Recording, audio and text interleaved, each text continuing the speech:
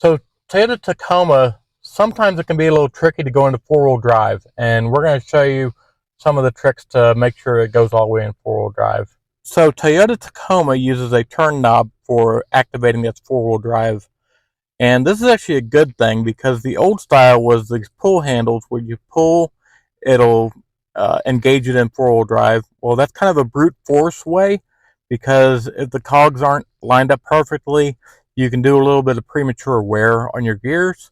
So what this does is it actually uses a solenoid that puts a certain amount of pressure on it, and then when it activates the four-wheel drive, it has a sensor that tells you it is all set. So what you end up doing is you turn this, and you can do this anytime. You can do it while you're driving. I think it's below 25 mile an hour, but I'm not sure. But you can just turn this to four-wheel drive, and it's going to make this blink on your dash until the actuator pulls it into four-wheel drive. So I'm going to roll it forward a little bit, and there it is. So what I did there was I rolled it forward, and it lined the gears up so the solenoid can push it into four-wheel drive.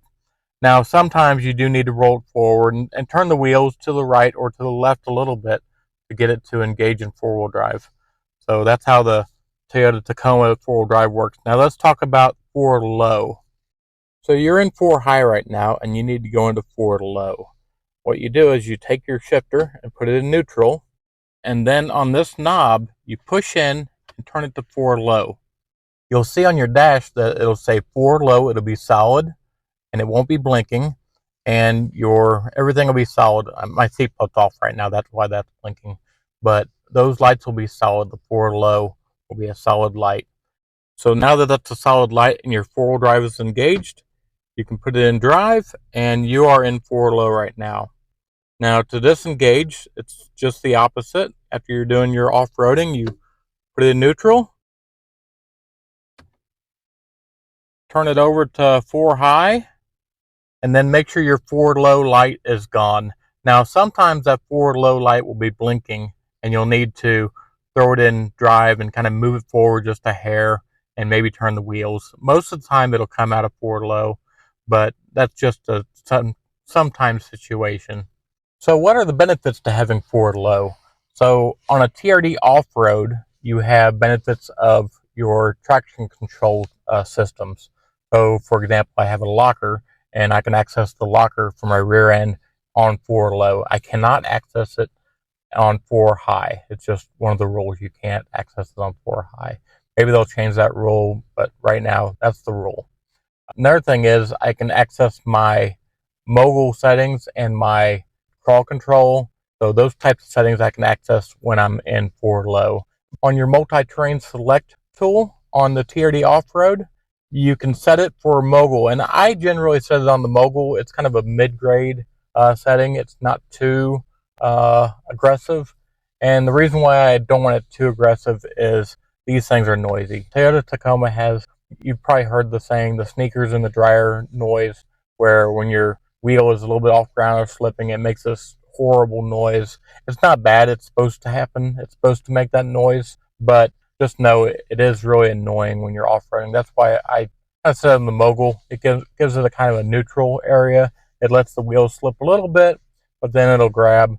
It kind of is a happy medium for, if you're in the mud or if you are on rock crawling areas. So that's why I set it on that mode pretty much all the time. I leave it on that one. There's other modes too. There's a rock and dirt, rock, and mud and sand and loose rock. But like I said, generally I just set it on the mogul. It's kind of in the middle ground, and it won't annoy me too much when I'm on that mode. It'll, you can hear it engaging, and it'll help me out. And another thing too is when you're off-roading, I generally don't use the locker in the rear unless I'm climbing a pretty good hill or rock crawling. I use a locker for rock crawling, and it's not because I'm needing it for traction per se, but more it's control on the descent coming off a rock.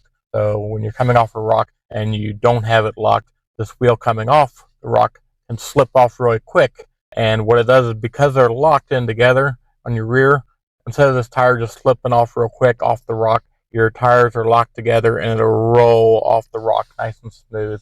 And the reason why that's a benefit is when you slip off a rock real quick, then your vehicle has a lot of downforce and it bounces down, and if there's a rock below, your belly of your truck can hit that rock.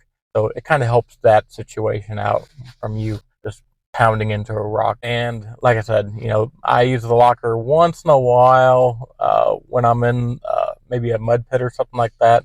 I generally don't have it locked when I go into the mud pit, because when you're going in there, you want some slippage, you want things to kind of be moving around, and I generally just leave it on the mogul mode for going into the mud pits. But if I do get in any trouble, I can just hit the button to lock it up real quick and help get myself out of it. I know a lot of people say if you need it, use the locker to go into the mud pit, but I think you do need a little bit of a free wheel going on when you're in that mud pit. I think you need those wheels to spin, and the mogul mode helps out. When one wheel spins, it'll slow the other one down, so it helps a lot in mud pits. So that's it for this. We're just letting you know how to engage the Foral Drive, and I know this is a dumb episode because some people do already know this, but there's a lot of people that don't know how, that they know how to engage the Foral Drive, but they don't know that if it's blinking, what do I do?